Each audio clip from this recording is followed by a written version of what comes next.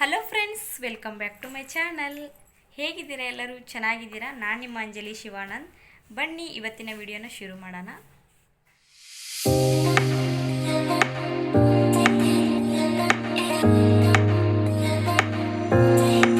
ತಲೆಗೆ ಎಣ್ಣೆ ಹಚ್ಚಲಿಕ್ಕಿತ್ತು, ಸೊ ಅದಕ್ಕೆ ನಾನು ನಿನ್ನೆ ಎಣ್ಣೆ ಹಚ್ಚಿದ್ದೆ. ಸೊ ಇವತ್ತು ಪೂರ್ತಿಯಾಗಿ ತಲೆನ ಬಿಟ್ಟಿದ್ದೀನಿ. ಹಾಗೆ ತಲೆ ಸ್ನಾನ ಮಾಡಬೇಕು ನಾಳೆ. ಅದಕ್ಕೋಸ್ಕರ ನಾನು ಇವತ್ತು ತಲೆಗೆ ಎಣ್ಣೆ ಹಾಕಿದ್ದೀನಿ. ಹಾಗೆ ನೀವು ಕಾಮೆಂಟಲ್ಲಿ ಕೇಳ್ತಾ ಇರ್ತೀರಾ ನನ್ನ ಹೇರ್ಗೆ ಯಾವುದು ನಾವು ಶಾಂಪೂ ಹಾಕ್ತೀನಿ ಅಂತ ಪದೇ ಪದೇ ಮೆಸೇಜ್ ಮಾಡ್ತಾನೆ ಇದ್ದೀರಾ. ಸೊ ಅದಕ್ಕೆ ನಾನು ನಿಮಗೆ ಕಾಮೆಂಟಲ್ಲಿ ಆನ್ಸರ್ ಮಾಡಿದರೆ ಒಬ್ಬರಿಗೆ ಮಾತ್ರ ರೀಚ್ ಆಗುತ್ತೆ. ತುಂಬ ಜನ ಕೇಳ್ತಾ ಇದ್ದೀರಾ, ನನಗೆ ಪರ್ಸ್ನಲಾಗಿ ಕೂಡ ಕೇಳಿದ್ದೀರಾ, ಇನ್ಸ್ಟಾಗ್ರಾಮಲ್ಲಿ ನನಗೆ ಮೆಸೇಜ್ ಮಾಡಿ ಕೇಳಿದ್ದೀರಾ. ಹಾಗೆ ಕೆಲವೊಂದಷ್ಟು ಮೆಸೇಜ್ ಬರ್ತಾ ಇದೆ. ಸೊ ಅದಕ್ಕೋಸ್ಕರ ನಾನು ಇವತ್ತು ವಿಡಿಯೋದಲ್ಲಿ ಹೇಳೋಣ ಅಂತ ಹೇಳಿಬಿಟ್ಟು, ಸೊ ಒಬ್ಬರಿಗೆ ನಾನು ಕಮೆಂಟಲ್ಲಿ ರಿಪ್ಲೈ ಮಾಡಿದರೆ ಮತ್ತೆ ಎಲ್ರಿಗೂ ಹೇಳಲಿಕ್ಕೆ ಆಗೋದಿಲ್ಲ. ಒಂದೇ ಕ್ವಶನ್ಸ್ನ 2-3 ಜನ ಈ ಥರ ಎಲ್ಲ ಕೇಳಿದರೆ ನನಗೇನು ತುಂಬ ಏನು ಕಮೆಂಟ್ ಬರ್ತಾ ಇಲ್ಲ, ಎಲ್ರಿಗೂ ರಿಪ್ಲೈ ಮಾಡ್ಬೋದು. ಬಟ್ ಎಲ್ರಿಗೂ ನಾನು ಈ ವಿಡಿಯೋದಲ್ಲಿ ಹೇಳಿದರೆ ಈ ವಿಡಿಯೋನ ಯಾರೆಲ್ಲ ನೋಡ್ತಾರೆ ಅವರಿಗೆಲ್ಲನೂ ರೀಚ್ ಆಗುತ್ತೆ ಅಂತ ಹೇಳಿಬಿಟ್ಟು ನಾನು ಕಾಮೆಂಟಲ್ಲಿ ನಿಮಗೆ ರಿಪ್ಲೈ ಮಾಡಲಿಲ್ಲ. ವಿಡಿಯೋದಲ್ಲಿ ಹೇಳ್ತೀನಿ ಅಂತ ನಾನು ನಿಮಗೆ ಹೇಳಿದ್ದೀನಿ ಎಲ್ರಿಗೂ. ಸೊ ಫ್ರೆಂಡ್ಸ್, ಇವಾಗ ತಲೆಗೆ ಎಣ್ಣೆ ಹಾಕಿದ್ದೀನಿ. ಬಟ್ ತಲೆ ಸ್ನಾನ ನಾಳೆ ಮಾಡಬೇಕು. ನಾನು ತಲೆಗೆ ಯಾವುದು ಶಾಂಪೂ ಹಾಕ್ತೀನಿ, ನಿಮ್ಮ ಹೇರ್ ತುಂಬಾ ಸಿಲ್ಕಿ ಆಗಿದೆ, ಶೈನಿಂಗ್ ಆಗಿದೆ ಅಂತ ಹೇಳಿಬಿಟ್ಟು ಮೆಸೇಜ್ ಆಗ್ತಾ ಇರ್ತೀರಾ. ನಿಜವಾಗ್ಲೂ ಚೆನ್ನಾಗಿದೆ, ನನಗೂ ಇಷ್ಟ ಆಗುತ್ತೆ ನನ್ನ ಹೇರ್. ಸೊ ಅದಕ್ಕೆ ನಾನು ನೀವು ಯಾವ ಶಾಂಪೂ ಹಾಕ್ತೀರಿ ಅಂತ ಕೇಳಿದ್ದೀರಾ. ಫಸ್ಟಿಗೆ ನಾನು ತೋರಿಸ್ಬಿಡ್ತೀನಿ ನಿಮಗೆ ಯಾವುದು ಶಾಂಪೂ ಅಂತ ಕನ್ಫರ್ಮ್ ಮಾಡಿಬಿಡ್ತೀನಿ. ಸೊ ಸ್ವಲ್ಪ ಕಾಸ್ಟ್ಲಿ ಆಗುತ್ತೆ ಅಷ್ಟೇ. ಅದಕ್ಕೆ ನಾನು ಸಜೆಸ್ಟ್ ಮಾಡಿರಲಿಲ್ಲ. ಕೆಲವೊಬ್ಬರಿಗೆ ಕಾಸ್ಟ್ಲಿ ಅಂತ ಎಣಿಸ್ಬೋದು, ಆದರೆ ತುಂಬಾ ಚೆನ್ನಾಗಿದೆ. ಇದು ಪ್ರಮೋಷನ್ ಅಂತ ತಿಳ್ಕೊಬೇಡಿ, ಯಾಕಂದರೆ ಇನ್ನೂ ನನ್ನ ಚಾನಲ್ ಗ್ರೋತ್ ಆಗಿಲ್ಲ. ಅದಕ್ಕೆ ನೀವು ಕೇಳಿದ್ದೀರಾ ಅಂತ ಹೇಳ್ಬಿಟ್ಟು ನಾನು ಇದನ್ನು ತೋರಿಸ್ತಾ ಇದ್ದೀನಿ. ಸೊ ನಾನು ಶಾಂಪೂ ಬಂದು ಲಾರಿಯಲ್ ಶಾಂಪೂನ ನಾನು ಯೂಸ್ ಮಾಡೋದು. ಹಾಗೆ ನಾನು ಕಂಡೀಷ್ನರ್ ಕೂಡ ಲಾರಿಯಲ್ ಅವ್ರದ್ದೇ ನಾನು ಯೂಸ್ ಮಾಡ್ತೀನಿ. ಹಾಗೆ ಅದಕ್ಕೆ ಹೇರ್ಗೆ ಶಿರಮ್ ಕೂಡ ನಾನು ಲಾರಿಯಲ್ದೇ ಯೂಸ್ ಮಾಡ್ತೀನಿ. ಸೊ ಫ್ರೆಂಡ್ಸ್, ನೋಡ್ತಾ ಇರ್ಬೋದು ನೀವು, ನಾನು ಲಾರಿಯಲ್ ಅವ್ರದ್ದೇ ನಾನು ಯೂಸ್ ಮಾಡ್ತೀನಿ. ಶಾಂಪೂ, ಕಂಡೀಷ್ನರ್ ಮತ್ತು ಸೀರಮ್ ಆಗಿರ್ಬೋದು, ಇದನ್ನೇ ಯೂಸ್ ಮಾಡ್ತೀನಿ.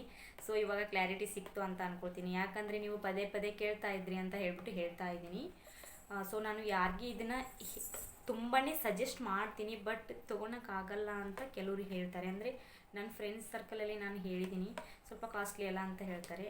ಅವ್ರವ್ರ ಇಷ್ಟ. ನಾನಂತೂ ನಿಮಗೆ ಹೇಳಿದ್ದೀನಿ, ತುಂಬಾ ಒಳ್ಳೆಯದಾಗಿದೆ. ನಿಜವಾಗ್ಲೂ ನನ್ನ ಹೇರ್ ತುಂಬ ಶಾರ್ಟ್ ಇತ್ತು. ಒಂದು 2-3 ವರ್ಷದಿಂದ ನಾನು ಇದನ್ನು ಯಾಕೆ ಹಚ್ಚೋದಕ್ಕೆ ಸ್ಟಾರ್ಟ್ ಮಾಡಿದೆ ಅಂತ ಹೇಳಿದರೆ, ಲಾರಿಯಲ್ ಶಾಂಪೂ ಮತ್ತು ಕಂಡೀಷ್ನರ್ ಮತ್ತು ಈ ಸೀರಮ್ನ ನಾನು 3 ವರ್ಷದ ಹಿಂದೆ ಅಷ್ಟೇ ನಾನು ಹೇರ್ ಸ್ಟ್ರೈಟ್ನಿಂಗ್ ಮಾಡಿಸಿದ್ದೆ. ಸೊ ಪಾರ್ಲರಲ್ಲಿ ನಮಗೆ ಇದನ್ನೇ ನಾನು ಲಾರಿಯಲ್ ಹೇರ್ ಸ್ಟ್ರೈಟ್ನಿಂಗ್ನೇ ಮಾಡಿಸಿದ್ದೆ. ಸೊ ಹಾಗಾಗಿ ಅವರು ಇದನ್ನೇ ನನಗೆ ಸಜೆಸ್ಟ್ ಮಾಡಿದರು. ಇದನ್ನು ನೀನು ಶಾಂಪೂ ಬೇರೆ ಯಾವುದೂ ಹಚ್ಲಿಕ್ಕೆ ಹೋಗಬೇಡಿ, ನೀವು ಇದನ್ನು ಮಾತ್ರ ಯೂಸ್ ಮಾಡಿ ಅಂತ ಹೇಳಿದರು. ಸೊ ಹಾಗಾಗಿ ನನಗೆ 3 ವರ್ಷ ಆಯಿತು ಅಂತ ಅಂದ್ಕೊತೀನಿ, 3 ವರ್ಷದ ಮೇಲೇ ಆಯಿತು. ಅದನ್ನೇ ನಾನು ಕಂಟಿನ್ಯೂ ಮಾಡ್ತಾ ಬಂದಿದ್ದೀನಿ. ತುಂಬಾ ಹೇರ್ ಚೆನ್ನಾಗಿದೆ. ನನ್ನ ಹೇರ್ ಸ್ವಲ್ಪ ರಫ್ ಇತ್ತು. ಸೊ ಹಾಗಾಗಿ ನನಗೆ ಸ್ವಲ್ಪ ಇದು ಸ್ಮೂತ್ ಮಾಡಲಿಕ್ಕೆ ಆಗಿರ್ಬೋದು, ಶೈನಿಂಗ್ ಮಾಡಲಿಕ್ಕೆ ಆಗಿರ್ಬೋದು, ಈ ಶಾಂಪೂ ತುಂಬಾ ನನಗೆ ಇಷ್ಟ ಆಗಿದೆ. ಸೊ ಇದನ್ನು ಅದಕ್ಕೆ ಬಿಡ್ತಾ ಇಲ್ಲ. ನಾನು ಹೇರ್ ಸ್ಟ್ರೈಟ್ನಿಂಗ್ ಮಾಡಿಸಿ ಅದೆಲ್ಲ ಹೋಯಿತು. ಅಂದರೆ ನಾನು ಅವನ್ನ ಹೇರ್ ಸ್ಟ್ರೈಟ್ನಿಂಗ್ ಮಾಡಿಸಿದ್ರು ನಾವು ಸ್ವಲ್ಪ ನಮಗೆ ಗ್ರೋತ್ನಿಂಗ್ ಮತ್ತು ನಮಗೆ ನಾರ್ಮಲ್ ಹೇರ್ ಯಾವ ರೀತಿ ಇರುತ್ತೋ ಅದೇ ರೀತಿ ಅದು ಬೆಳೀಲಿಕ್ಕೆ ಸ್ಟಾರ್ಟ್ ಆಗುತ್ತೆ. ಸೊ ಹಾಗಾಗಿ ನಾನು ಮಾಡಿಸ್ಲಿಕ್ಕೆ ಹೋಗಲಿಲ್ಲ. 1 ಟೈಮ್ ಮಾತ್ರ ಮಾಡಿಸಿದ್ದೆ, ಅದು ನನ್ನ ತಂಗಿ ಮದುವೆಗೆ ಅಂತ ಹೇಳಿಬಿಟ್ಟು 1 ಟೈಮ್ ಹೇರ್ ಸ್ಟ್ರೈಟ್ನಿಂಗ್ನ ನಾನು ಮಾಡಿಸಿದ್ದೆ. ಬಟ್ ವಾಪಸ್ ನಾನು ಮಾಡಿಸೋದಕ್ಕೆ ಹೋಗಲಿಲ್ಲ. ಇದನ್ನೇ ನಾನು ಕಂಟಿನ್ಯೂ ಮಾಡ್ತಾ ಬಂದೆ. ನನ್ನ ಹೇರ್ ಹಾಗೆ ಸ್ಟ್ರೇಟಾಗಿ ಚೆನ್ನಾಗಿ ಕಾಣಿಸುತ್ತೆ. ಸ್ವಲ್ಪ ಎಲ್ಲಾದರೂ ಹೊರಗಡೆ ಹೋಗ್ಬೇಕಂದ್ರೆ ಕಂಡೀಷ್ನರ್ ಹಚ್ಚಿರ್ತೀನಿ ಅಲ್ವಾ, ಸ್ವಲ್ಪ ಸ್ಟ್ರೈಟ್ನಿಂಗ್ ಮಾಡ್ಕೊಂಡ್ರೆ ಚೆನ್ನಾಗಿ ಕೂರುತ್ತೆ. ಸೊ ಹಾಗಾಗಿ ನಾನು ಸದ್ಯಕ್ಕೆ ಮಾಡಿಸಲ್ಲ ಹೇರ್ ಸ್ಟ್ರೈಟ್ನಿಂಗ್ ಆರ್ ಸ್ಮೂತ್ನಿಂಗ್. ನೋಡಬೇಕು ಏನಾಗುತ್ತೆ ಅಂತ ಮುಂದೆ. ಇವಾಗ ಸಾಕು ಇಷ್ಟೇ ಅಂತ ಅನ್ಕೊತೀನಿ. ಇವಾಗ ನಾನು ತೋರಿಸಲ್ಲ, ಎಣ್ಣೆ ಹಾಕಿದ್ದೀನಿ. ಹೇರಿಗೆ ಚೆನ್ನಾಗಿ ಎಣ್ಣೆ ಅಪ್ಲೈ ಮಾಡ್ಕೊಳ್ಳಿ. 1 ಡೇ ಬಿಟ್ಟು ಹೇರ್ಗೆ ಚೆನ್ನಾಗಿ ಎಣ್ಣೆ ಅಪ್ಲೈ ಮಾಡಿಕೊಂಡು 1 ಡೇ ಬಿಟ್ಟು ಹಾಗೆ ನೀವು ಚೆನ್ನಾಗಿ ಹೇರ್ ಶಾಂಪೂಯಿಂದ ಕ್ಲೀನ್ ಮಾಡಿದ ಮೇಲೆ ಹೇರ್ ಕಂಡೀಷ್ನರ್ ಏನಿದೆಯಲ್ಲ, ಕಂಡೀಷ್ನರ್ ತುಂಬಾ ಒಳ್ಳೆಯದು, ಹಚ್ಚಬೇಕು. ನಮ್ಮ ಹೇರ್ ಸಿಲ್ಕಿ ಆಗೇ ಆಗುತ್ತೆ. ಎಲ್ರದ್ದು ಗರ್ಲ್ಸ್ ಆಗಿರ್ಬೋದು, ಬಾಯ್ಸ್ ಆಗಿರ್ಬೋದು ಹಚ್ಬೋದು, ಏನಿಲ್ಲ ಅನ್ಕೋತೀನಿ, ಯಾಕಂದರೆ ಚೆನ್ನಾಗಿದೆ, ಅದಕ್ಕೋಸ್ಕರ ಹೇಳ್ತಾ ಇದ್ದೀನಿ. ಸೊ ನಾನು ಹಚ್ಚೋದು ಲಾರಿಯಲ್ ಶಾಂಪೂ. ಗೊತ್ತಾಯ್ತಾ? ನಿಮ್ಮದು ಕಾಮೆಂಟಿಗೆ ರಿಪ್ಲೈ ಸಿಕ್ತು ಅಂತ ಅಂದ್ಕೊಳ್ತೀನಿ. ಹಾಗಿದ್ರೆ ನೆಕ್ಸ್ಟ್ ನೆಕ್ಸ್ಟ್ ಕಾಮೆಂಟಿಗೆ ಹೋಗೋಣ. ನಿಜವಾಗ್ಲೂ ಹೇಳಬೇಕಂದ್ರೆ ನನಗೆ ಖುಷಿ ಆಗ್ತಾ ಇದೆ. ನನ್ನ ಸಿಂಗಿಂಗ್ ಎಲ್ಲರೂ ಕೂಡ ನೋಡಿದ್ದೀರಾ, ನಾನು ಯಾವ ರೀತಿ ಹಾಡಿದ್ದೀನಿ ಅಂತ ಹೇಳಿ. ಎಲ್ಲರೂ ಕಾಮೆಂಟ್ ಕೂಡ ಚೆನ್ನಾಗಿ ಮಾಡಿದ್ದೀರಾ, ಎಲ್ರಿಗೂ ತುಂಬ ಥ್ಯಾಂಕ್ಸ್. ಯಾರೆಲ್ಲ ನೋಡಿದ್ದೀರಾ ಎಲ್ರಿಗೂ ತುಂಬ ಥ್ಯಾಂಕ್ಸ್. ತುಂಬ ಚೆನ್ನಾಗಿ ಸಪೋರ್ಟ್ ಕೂಡ ಮಾಡಿದ್ದೀರಾ. Thank you so much. ತುಂಬಾ ಭಯ ಇತ್ತು ನನಗೆ, ಏನಾಗುತ್ತೆ ಏನೋ ಹಂಗೆ ಹಿಂಗೆ ಅಂತ. ನೀವು ಯಾರಾದರೂ ಚೆನ್ನಾಗಿ ನನಗೆ ರಿಪ್ಲೈ ಮಾಡಿದರೆ ತುಂಬಾ ಖುಷಿ ಆಗುತ್ತೆ ನನಗೆ. ಸೊ ಹಾಗಾಗಿ ಖುಷಿಯಿಂದನೇ ನಾನು ಈ ವಿಡಿಯೋದಲ್ಲಿ ಮಾತಾಡಲಿಕ್ಕೆ ಸಿಕ್ಕಿದ್ದೀನಿ ನಿಮಗೆ.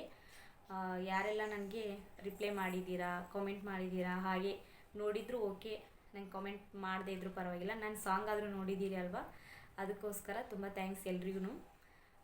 ಹಾಗೆ ನನಗೆ ಸಾರಿ ಬಗ್ಗೆ ಅಂತೂ ಕೇಳೋರೇ ಇಲ್ಲ, ಎಲ್ಲರೂ ಕೇಳ್ತಾ ಇದ್ದೀರಾ. ತುಂಬ ಚೆನ್ನಾಗಿದೆ ಸಾರಿ, ಎಷ್ಟು ಕೊಟ್ರಿ, ಎಲ್ಲಿ ತೊಗೊಂಡ್ರಿ, ಹಾಗೆ ಹೀಗೆ. ನಿಜವಾಗ್ಲೂ ನಾನು ವಾಟ್ಸಪ್ಪಲ್ಲಿ ಇನ್ಸ್ಟಾಗ್ರಾಮಲ್ಲಿ ಕೂಡ ನಾನು ಹಾಕಿದ್ದೀನಿ, ಎಲ್ಲರೂ ಕೇಳ್ತಾ ಇದ್ದಾರೆ. ಸೊ ಹಾಗಾಗಿ ನಾನು ಹೇಳ್ತಾ ಇದ್ದೀನಿ ನಿಮಗೆ. ಮತ್ತು ಯೂಟ್ಯೂಬಲ್ಲಿ ಕೂಡ ಕೇಳಿದ್ದೀರಾ ಎಲ್ಲರೂ. ಸಾರಿ ಪ್ರೈಸ್ ಬಂದು ನಾನು ಪ್ರೀವಿಯಸ್ ವಿಡಿಯೋದಲ್ಲಿ ಹೇಳಿದ್ದೆ.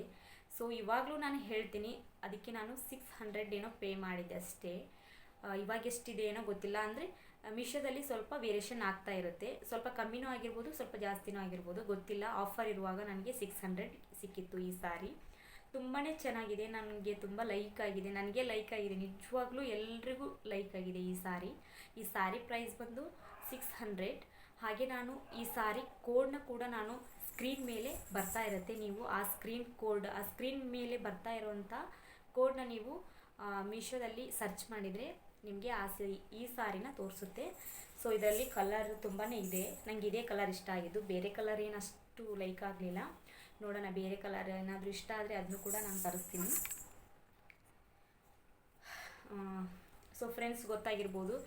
ಹಾಗೆ ಒಬ್ರು ಕೇಳಿದ್ರಿ ಸಾರಿ ಫ್ಯಾಬ್ರಿಕ್ ಹೇಳಿ ಅಂತ ಹೇಳ್ಬಿಟ್ಟು. ನಿಜವಾಗ್ಲೂ ಸಾರಿ ಫ್ಯಾಬ್ರಿಕ್ ನನಗೆ ಇದು ಗೊತ್ತಾಗ್ತಾ ಇಲ್ಲ ಫ್ರೆಂಡ್ಸ್. ಇಲ್ಲಿ ನೋಡಿ, ಇದು ಶೈನಿಂಗ್ ಆಗಿ ಬರುತ್ತೆ ನಿಮಗೆ.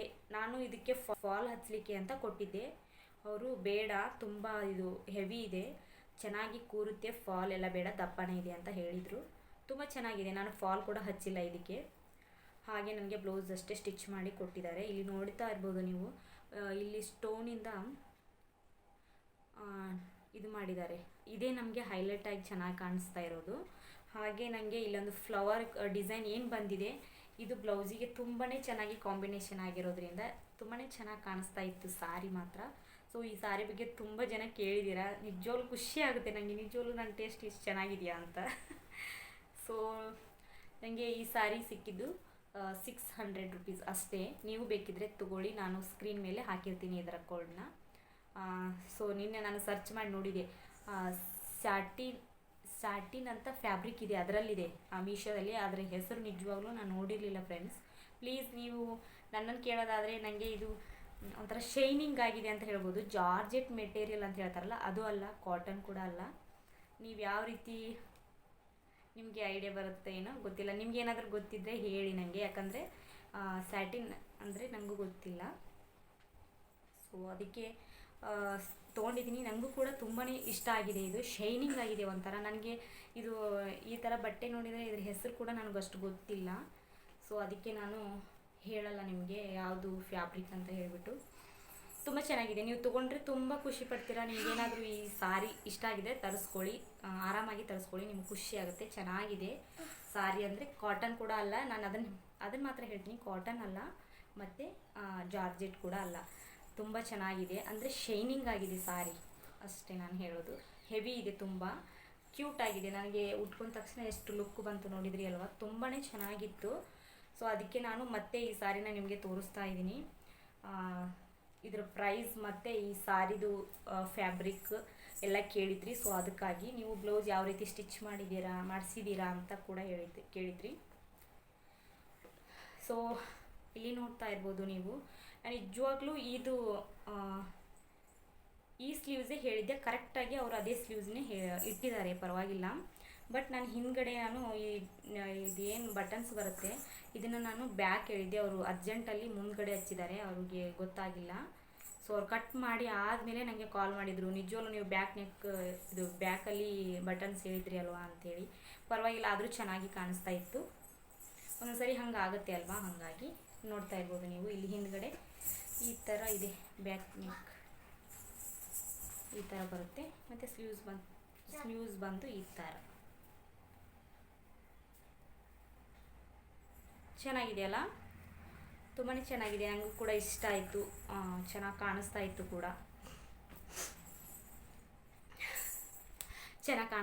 ಕೂಡ, ಎಲ್ಲರೂ ಕೂಡ ಚೆನ್ನಾಗಿ ರಿಪ್ಲೈ ಮಾಡಿದ್ದೀರ. ಎಲ್ರಿಗೂ ತುಂಬ ಥ್ಯಾಂಕ್ಸ್. ಹಿಂಗೆ ಸಪೋರ್ಟ್ ಮಾಡ್ತಾಯಿರಿ. ಹಾಗೆ ನಾನು ಇನ್ನೊಂದು ವಿಷಯ ಏನಂತ ಅಂದರೆ, ಒಬ್ಬರು ಯಾರೋ ಮೆಸೇಜ್ ಮಾಡ್ತಾ ಇರ್ತೀರಾ, ಕಮೆಂಟು ಜಾಸ್ತಿ ಮಾಡ್ತಾ ಇರ್ತೀರಾ, ಸಾರಿ ಫ್ರೆಂಡ್ ಅಂತ ಕೂಡ ಮಾಡ್ತೀರಾ, ಫ್ರೆಂಡ್ ಅಂತ ಬೇರೆ ಹೇಳ್ತೀರಾ. ಪ್ಲೀಸ್ ಚೆನ್ನಾಗಿ ರಿಪ್ಲೈ ಮಾಡ್ತೀರಾ, ಚೆನ್ನಾಗಿ ಸಪೋರ್ಟ್ ಕೂಡ ಮಾಡ್ತಾ ಇದ್ದೀರಾ. ತುಂಬ ಧನ್ಯವಾದಗಳು ನಿಮಗೆ. ಬಾಯ್ ಬಿಟ್ಟು ಫ್ರೆಂಡ್ ಅಂತ ಬೇರೆ ಮಾಡ್ತೀರಾ. ನನ್ನ ಫ್ರೆಂಡಾಗಿ ನಾನು ನಿಮಗೊಂದು ಹೇಳೋದಕ್ಕೆ ಇಷ್ಟಪಡ್ತೀನಿ. ಸೊ ನಿಮಗೆ ನಾನು ಹೆಸರು ತೊಗೊಳ್ಳೋದಿಲ್ಲ. ಆ್ಯಕ್ಚುಲಿ ನೀವು ಕೇಳಿದ್ದು ಕಮೆಂಟಲ್ಲಿ ಏನಪ್ಪ ಅಂದರೆ, ನನಗೆ ಫ್ರೆಂಡ್ ನನಗೆ 36 ಇಯರ್ ಆಗಿದೆ ಅಂತ ಹೇಳಿದ್ದೀರಾ. ಸೊ ಇನ್ನೂ ಮದುವೆ ಆಗಿಲ್ಲ. ನಾನು ಮದುವೆ ಆಗೋದಾದರೆ ಯಾವ ಒಂದು ಏಜ್ ಹುಡುಗಿನ ಮದುವೆ ಆದರೆ ಚೆನ್ನಾಗಿರುತ್ತೆ ಅಂತ ಕೇಳಿದ್ದೀರಾ. ಸೊ ನಿಮಗೆ ಆಲ್ರೆಡಿ ಮದುವೆ ಏಜ್ ಆಗಿದೆ, ಆಲ್ರೆಡಿ ಮುಗ್ದಿದೆ. ಸೊ ಹಾಗಾಗಿ ನಾನು ನಿಮ್ಮ ಮೆಂಟಾಲಿಟಿ ಒಂದೇ ಥರ ಇರಬೇಕು ಅಂದರೆ ನೀವು 30 ಏಜ್ ಒಳಗಡೆ ನೀವು ಮದುವೆ ಆಗಿದ್ದರೆ ನಿಮಗೆ 2 to 4 ಇಯರ್ಸ್ ನಿಮಗೆ ಗ್ಯಾಪ್ ಇರೋವಂಥ ಹುಡುಗಿನ ಮದುವೆ ಆಗ್ಬೋದಿತ್ತು. ನಿಮ್ಮ ಏಜ್ಗೆ 2 to 4 ಇಯರ್ಸ್ ಗ್ಯಾಪ್ ಇರುವಂಥ ಹುಡುಗಿನ ಮದುವೆ ಆಗ್ಬೋದಿತ್ತು. ಬಟ್ ನಿಮಗೆ ಆಲ್ರೆಡಿ ಏಜ್ ಆಗಿದೆ ಫ್ರೆಂಡ್. ಹಾಗೆ ನಾನು ನಿಮಗೆ ಯಾಕೆ ಆ ಥರ ಹೇಳಿದ್ದೀನಿ ಅಂತ ಹೇಳಿದರೆ, ನೀವು ಆಲ್ರೆಡಿ ನಿಮಗೆ 36 ಏಜ್ ಆಗಿರೋದ್ರಿಂದ ನೀವು 27 to 30 ಒಳಗಿರುವಂಥ ಹುಡುಗಿನೇ ಮದುವೆ ಆಗಬೇಕಾಗತ್ತೆ. ಯಾಕಂದರೆ ಮೆಡಿಕಲಿ ಪ್ರಕಾರ ಕೆಲವೊಬ್ಬರಿಗೆ ಮಕ್ಕಳಾಗೋ ಚಾನ್ಸಸ್ ಕಮ್ಮಿ ಇರುತ್ತೆ. ಹೆಣ್ಮಕ್ಳಿಗೆ 30ರ ನಂತರ ಇರುವಂಥ ಹೆಣ್ಮಕ್ಳಿಗೆ ಆಲ್ಮೋಸ್ಟ್ ಮಕ್ಕಳಾಗೋ ಚಾನ್ಸಸ್ ತುಂಬಾ ಕಮ್ಮಿ ಇರುತ್ತೆ. ಹಾಗೆ ಮಕ್ಕಳು ಕೂಡ ಆರೋಗ್ಯವಾಗಿ ಬೆಳೀಲಿಕ್ಕೆ ತುಂಬಾ ಕಷ್ಟ ಅಂತ ಹೇಳ್ತಾರೆ. ಸೊ ಅದಕ್ಕೋಸ್ಕರ ನಾನು ನಿಮಗೆ ಹೇಳಿದ್ದೀನಿ. ನಿಮಗೆ ಚಿಕ್ಕ ಏಜ್ ಇರೋವಂಥ ಹುಡುಗಿ ಸಿಕ್ಕಿದ್ರು ನಿಮ್ಮ ಮೆಂಟಾಲಿಟಿ ಹೆಂಗಿರುತ್ತೋ ಅದ್ರ ಮೇಲೆ ಡಿಪೆಂಡ್ ಆಗಿರುತ್ತೆ. ಒಂದೇ ಏಜ್ ಇರೋ ಹುಡುಗಿನ ಮದುವೆ ಕೂಡ ಆಗ್ಬೋದು. 2 ವರ್ಷ ಚಿಕ್ಕವರಾದರೂ ಪರವಾಗಿಲ್ಲ. ಒಂದೇ ಥರ ನೀವು ಥಿಂಕ್ ಕೂಡ ಮಾಡ್ಬೋದು. ಮುಂದಿನ ನಿಮ್ಮ ಫ್ಯೂಚರ್ ಬಗ್ಗೆ ಯೋಚನೆ ಮಾಡೋದಾದರೆ ಫ್ರೆಂಡ್, ನನ್ನ ಪ್ರಕಾರ ನೀವು 30 ಒಳಗಿರುವಂಥ ಏಜ್ ಇರೋ ಹುಡುಗಿನ ಮದುವೆ ಆದರೆ ತುಂಬಾ ಒಳ್ಳೆಯದು ಅಂತ ನಾನು ಆ ಥರ ಹೇಳಿದ್ದೀನಿ. ಆದರೆ ನಿಮ್ಮ ಸೆಲೆಕ್ಷನ್. ನಿಮಗೆ 2 to 4 ಇಯರ್ಸ್ ಗ್ಯಾಪ್ ಇರೋವಂಥ ಹುಡುಗಿನ ಮದುವೆ ಆದರೂ ಏನೂ ತೊಂದರೆ ಇಲ್ಲ. ಐ ಥಿಂಕ್ ಮುಂದೆ ಏನಾಗುತ್ತೆ ಏನೋ ಗೊತ್ತಿಲ್ಲ. ಸೊ ನನ್ನ ಪ್ರಕಾರ ಡಿಸ್ಟೆನ್ಸ್ ಈ ಥರ ಇರಬೇಕು. ಆ್ಯಕ್ಚುಲಿ ನೀವು ಹೇಳಿದ್ದೆ ಕರೆಕ್ಟು. ನಾನು ಹೇಳೋದಾದರೆ ನೀವು ಏನು ಹೇಳಿದ್ದೀರಾ 2 to 4 ಇಯರ್ಸ್ ಹುಡುಗಿನ ಮದುವೆ ಆದರೆ ಹೆಂಗಿರುತ್ತೋ ನಿಜವಾಗ್ಲೂ ಅದು ಒಳ್ಳೆಯದೇ ನಾನು ಹೇಳೋದು. ಯಾಕಂದರೆ ನಿಮ್ಗೆ ಆಲ್ರೆಡಿ ಏಜ್ ಆಗಿದೆ. ಸೊ ನೀವು ಆಲ್ರೆಡಿ ಏಜ್ ಆಗಿರೋದ್ರಿಂದ ನಿಮಗೆ 30ರ ನಂತರದ ಹುಡುಗಿನ ಮದುವೆ ಆಗ್ಬೋದು. ನಿಮ್ಮ ಧೈರ್ಯದ ಮೇಲೆ ಡಿಪೆಂಡ್ ಆಗುತ್ತೆ. ಯಾಕಂದರೆ ಯಾರನ್ನಾದರೂ ಕೇಳಿ ನೀವು 30 ಏಜ್ ದಾಟಿದರೆ ಸ್ವಲ್ಪ ಮುಂದೆ ಸಂತಾನೋತ್ಪತ್ತಿ ಕಮ್ಮಿ ಅಂತ ಹೇಳ್ತಾರೆ. ಸೊ ಅದಕ್ಕಾಗಿ ನಾನು ನಿಮಗೆ ಹೇಳಿದ್ದೀನಿ. ಸೊ ಇದು ಆಲ್ರೆಡಿ ಈ ವಿಚಾರ ತಲುಪಿರ್ಬೋದು ಅಂತ ಅಂದ್ಕೊತೀನಿ ಫ್ರೆಂಡ್. ಕರೆಕ್ಟಾಗಿ ನೀವು ಈ ವಿಡಿಯೋನ ನೋಡಿ ಕ್ಲಿಯರಾಗಿ ನಿಮಗೆ ಗೊತ್ತಾಗುತ್ತೆ.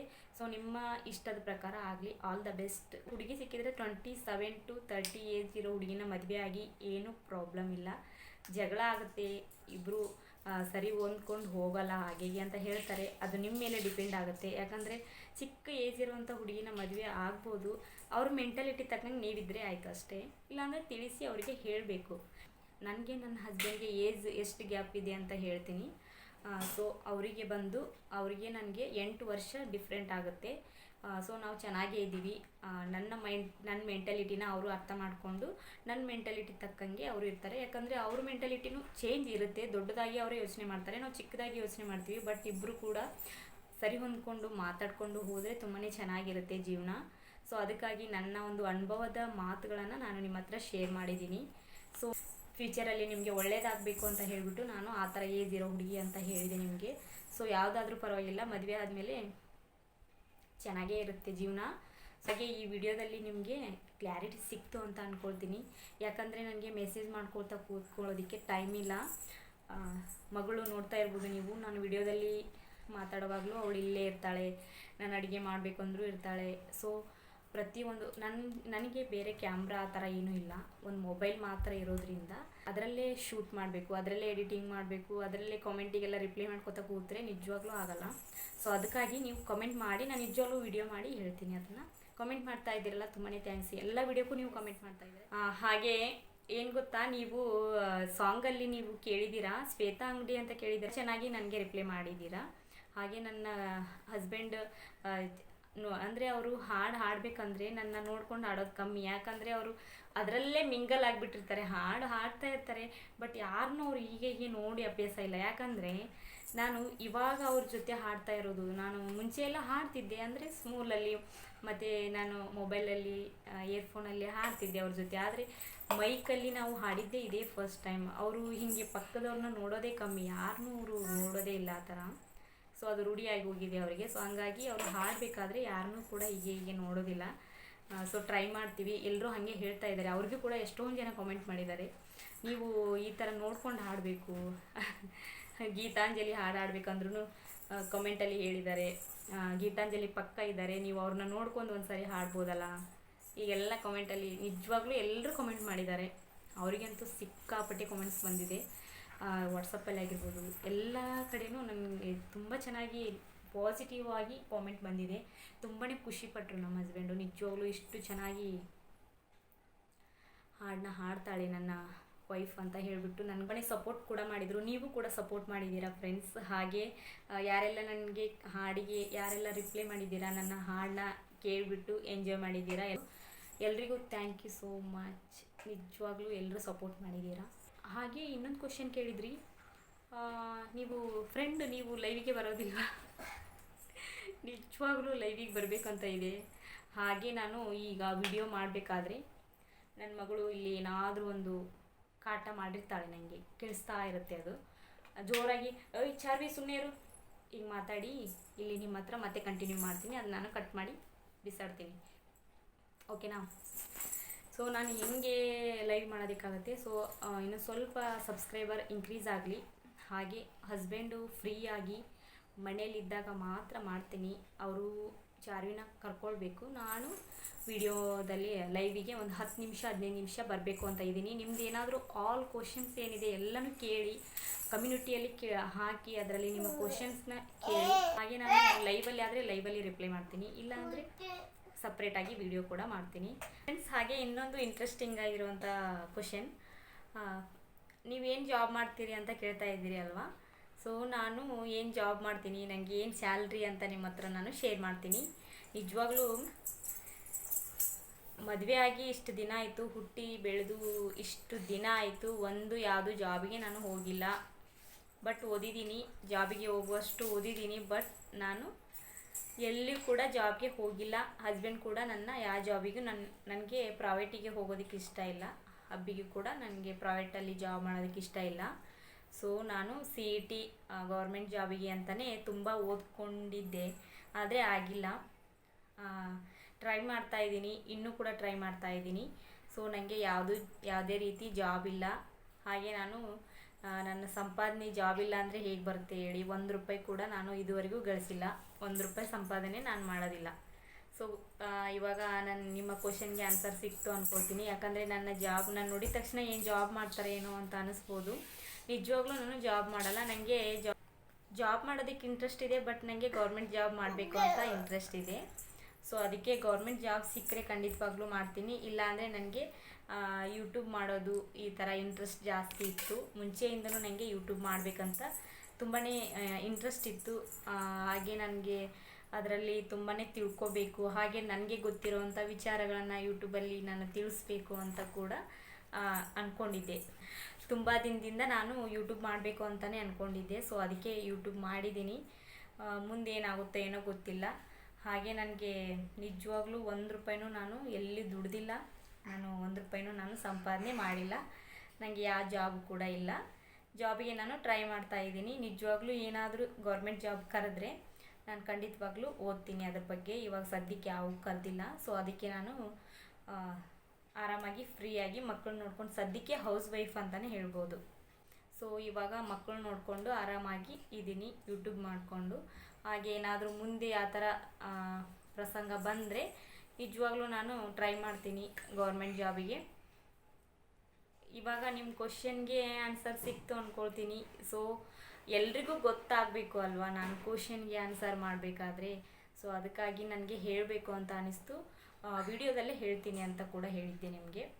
ಆಲ್ಮೋಸ್ಟ್ ಎಲ್ರಿಗೂ ಡೌಟ್ ಇರುತ್ತೆ, ಏನಾದರೂ ಜಾಬ್ ಮಾಡ್ತಾರೆ ಏನೋ ಹಾಗೆ. ಜಾಬ್ ಮಾಡಿದರೆ ನಾನು ಪ್ರೀವಿಯಸ್ ವಿಡಿಯೋದಲ್ಲಿ ಹೇಳ್ತಿದ್ದೆ, ಯಾಕಂದರೆ ಮನೆಯಲ್ಲೇ ನಾನು ಅಡುಗೆ ಮಾಡೋದು ಡೈಲಿ ವ್ಲಾಗಲ್ಲಿ ನಿಮಗೆ ಅದನ್ನೇ ತೋರಿಸ್ತಾ ಇರ್ತೀನಿ ಅಲ್ವಾ. ಟೈಮ್ನ ಕೂಡ ಹೇಳ್ತಾ ಇರ್ತೀನಿ ವಿಡಿಯೋದಲ್ಲಿ. ಆದರೂ ನೀವು ಆಲ್ಮೋಸ್ಟ್ ಹೊಸಬ್ರು ಆಗಿರ್ತೀರ ವಿಡಿಯೋ ನೋಡೋರು, ಅದಕ್ಕೋಸ್ಕರ ನೀವು ಕೇಳಿರ್ತೀರ. ಸೊ ಪರವಾಗಿಲ್ಲ, ಕೇಳಿದ್ದು ಒಂದು ಡೌಟ್ನ ಕ್ಲಿಯರ್ ಮಾಡಿಕೊಂಡ್ರೆ ತುಂಬಾ ಒಳ್ಳೆಯದು. ನಿಜವಾಗ್ಲೂ ನಾನು ಯಾವುದು ಜಾಬ್ ಮಾಡಲ್ಲ, ಮನೆಯಲ್ಲೇ ಇರ್ತೀನಿ. ಹಾಗೆ ನನಗೆ ಅಷ್ಟೊಂದು ಸೋಷಿಯಲ್ ಮೀಡಿಯಾದಲ್ಲೂ ಕೂಡ ಜಾಸ್ತಿ ಆ್ಯಕ್ಟಿವ್ ಇರಲ್ಲ. ಇವಾಗ ರೀಸೆಂಟಾಗಿ ನಾನು ರೀಲ್ಸ್ ಮಾಡ್ತಾ ಇದ್ದೀನಿ ಅಷ್ಟೇ ಇನ್ಸ್ಟಾಗ್ರಾಮಲ್ಲಿ. ನೀವು ಇನ್ಸ್ಟಾಗ್ರಾಮಲ್ಲಿ ನನ್ನ ಫಾಲೋ ಮಾಡೋದಾದರೆ ಮಾಡಿ, ಅಂಜಲಿ ಶಿವಾನಂದ ಅಂತ ಹೇಳಿಬಿಟ್ಟು ನನ್ನ ಇನ್ಸ್ಟಾಗ್ರಾಮ್ ID ನಾನು ಡಿಸ್ಕ್ರಿಪ್ಷನ್ ಬಾಕ್ಸಲ್ಲಿ ಕೊಟ್ಟಿರ್ತೀನಿ. ಅಲ್ಲಿಂದ ನೀವು ನನ್ನ ಫಾಲೋ ಮಾಡ್ಬೋದು. ಅಲ್ಲಿ ಯಾವಾಗಾದರೂ ಒಂದೊಂದು ವಿಡಿಯೋನ ಮಾಡಿ ಹಾಕ್ತಾ ಇರ್ತೀನಿ. ಎಲ್ಲದರಲ್ಲೂ ಇಂಟ್ರೆಸ್ಟ್ ಇದೆ, ಬಟ್ ಎಲ್ಲರೂ ಸಪೋರ್ಟ್ ಕೂಡ ಮಾಡ್ತಾರೆ, ಯಾರು ಏನನ್ನಲ್ಲ. ಬಟ್ ನನಗೆ ಭಯ ಇತ್ತು, ಸ್ವಲ್ಪ ಏನು ಅನಿಸಲ್ಲ, ಮಾಡ್ತೀನಿ. ಯೂಟ್ಯೂಬಿಂದನೇ ಫಸ್ಟಿಗೆ ಬಂದಿದ್ದು, ನಾನು ಜಾಸ್ತಿ ಪಬ್ಲಿಕಲ್ಲಿ ಕಾಣಿಸ್ಕೊಂಡಿದ್ದೆ ನಾನು ಯೂಟ್ಯೂಬಲ್ಲಿ. ಆಮೇಲೆ ನಾನು ರೀಲ್ಸ್ನ ನನ್ನ ಇನ್ಸ್ಟಾಗ್ರಾಮ್ ID ನಾನು ಪ್ರೈವೇಟ್ ಲಿಸ್ಟಿಗೆ ಇಟ್ಬಿಟ್ಟು ರೀಲ್ಸ್ ಮಾಡ್ತಿದ್ದೆ. ವಾಟ್ಸಪ್ಪಲ್ಲಿ ನಾನು ಶೇರ್ ಮಾಡ್ತಿದ್ದೆ, ನನ್ನ ಫ್ರೆಂಡ್ಸ್ ಅಷ್ಟೇ ನೋಡ್ತಿದ್ರು. ಸೊ ಇವಾಗ ನಾನು ಫುಲ್ಲು ಪಬ್ಲಿಕ್ ಇಟ್ಕೊಂಡಿದ್ದೀನಿ ನನ್ನ ಅಕೌಂಟ್ನ. ಸೊ ಇಷ್ಟು ನನ್ನ ಬಗ್ಗೆ ತಿಳ್ಕೊಳೋದಾದರೆ, ಇಷ್ಟೆಲ್ಲ ಕ್ವಶನ್ಸ್ಗಳಿಗೆ ನಾನು ಸ್ವಲ್ಪ ಆನ್ಸರ್ ಮಾಡಿದೆ. ನೋಡೋಣ, ಇನ್ನೂ ಸ್ವಲ್ಪ ರೀಚ್ ಆಗ್ತಾ ಇದೆ ವಿಡಿಯೋ.